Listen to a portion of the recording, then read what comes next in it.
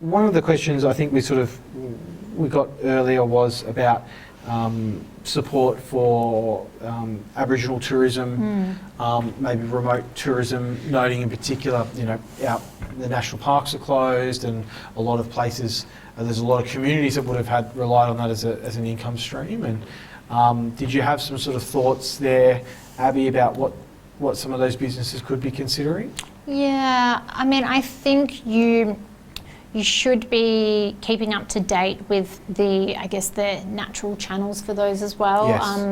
Yes. Some of those, peak Aboriginal business support, like, IBA, ABA is just seeing what programs they've got available as well.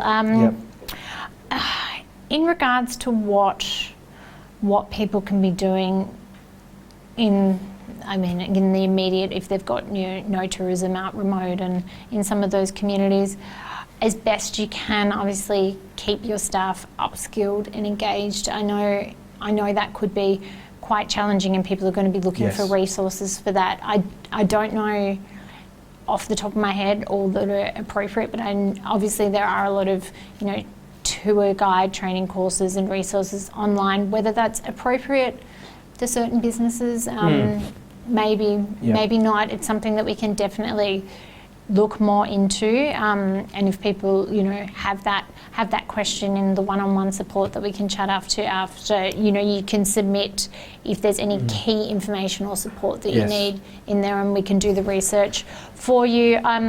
Absolutely. I think on that point, just to jump in really quickly, we've obviously seen a number of sort of reforms, both at a government level in terms of whether that's the stuff we were talking about insolvency, or we're talking about some of the funding programs that are available.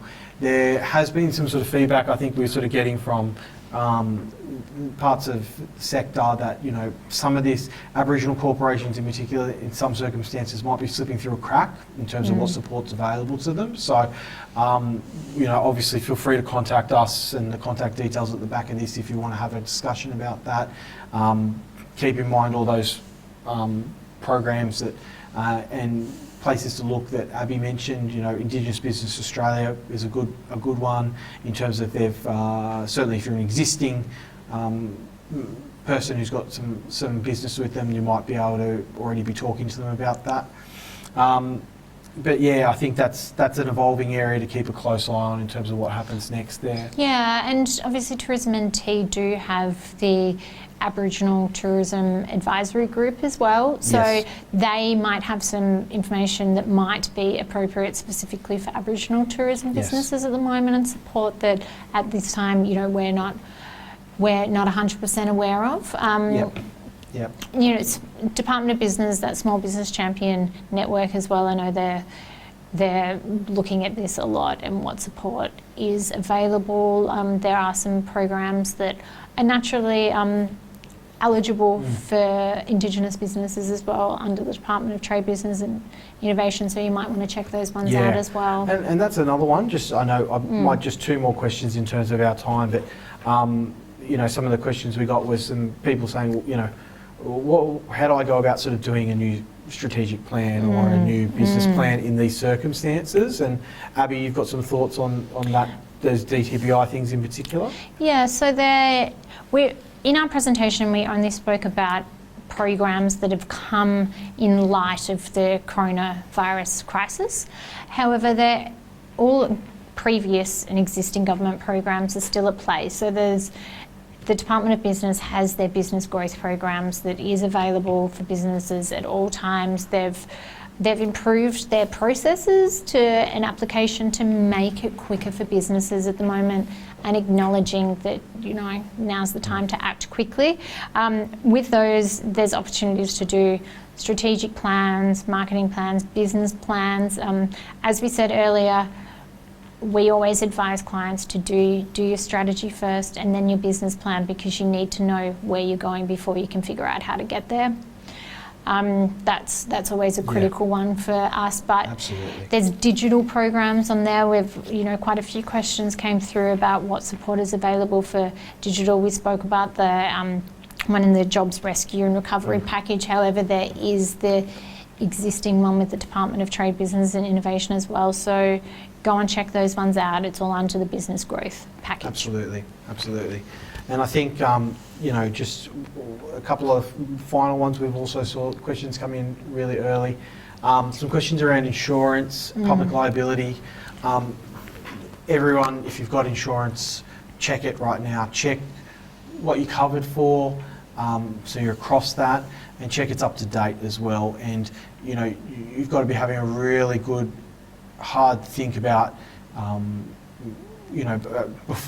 really good hard think before you would look at cancelling insurances. Have a good think about that, because this is the type of environment that insurance is designed for. So keep that in your mind. Finally, I think, Abby, maybe a quick one. We've got all these fantastic questions in from all these, and I'm putting you on the spot for this as well, to everyone watching.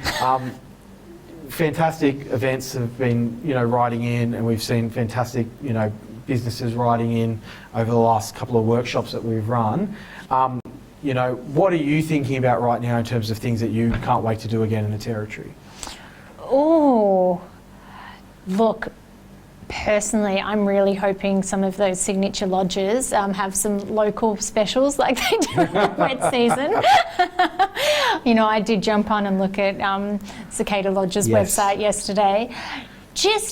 I think I'm going to be really open to getting out and trying things, especially in the dry season, that we wouldn't normally, there's a perception that it's too busy with tourists. I'm really excited to getting out to the national parks and going camping again, but a priority for me will be to support the local economy because it needs our support at the moment. I'll definitely be seeking out. I think, obviously, I sort of rushed through it before for the questions, but if you are looking at tailoring your product to be more appropriate and get more business from the local and territory market, especially in the dry season, price points might be something that you need to consider as well. There is a reason why the local deals exist in the wet season. So maybe that is a strategy that you need to think about as well. But that's another question that we probably didn't talk too much about. Scenario planning. You are able to look at what your business as usual is, and you will easily know where your break-even points are based on what your normal visitation is, how much it costs you to run those experiences. Absolutely. And if you are changing your product, those price points, you need to work that into your scenario planning and understand how many people you would need to come, or buy tickets or whatnot, to know where you're going to break even and know if it's worthwhile your investment. Sure. You're going to know if that's realistic. You can do some market testing. You can go and talk to people to see if they've been stuck at home from, we're looking at the next month, with our partners, and if we have kids, and children, going to be wanting to get out and do stuff. Obviously, in light of that, there's been a bit of communication that when the restrictions do relax a little bit, just don't go, hammer and tongs as well. There is obviously a risk that it's going to flare up, quickly again. So just to ease our way back into it as well. Yeah, absolutely. And I think, for everyone watching, out there, that,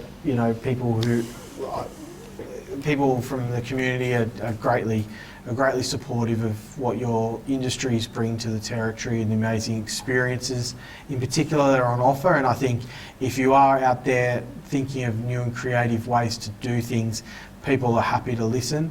So feel free to do that.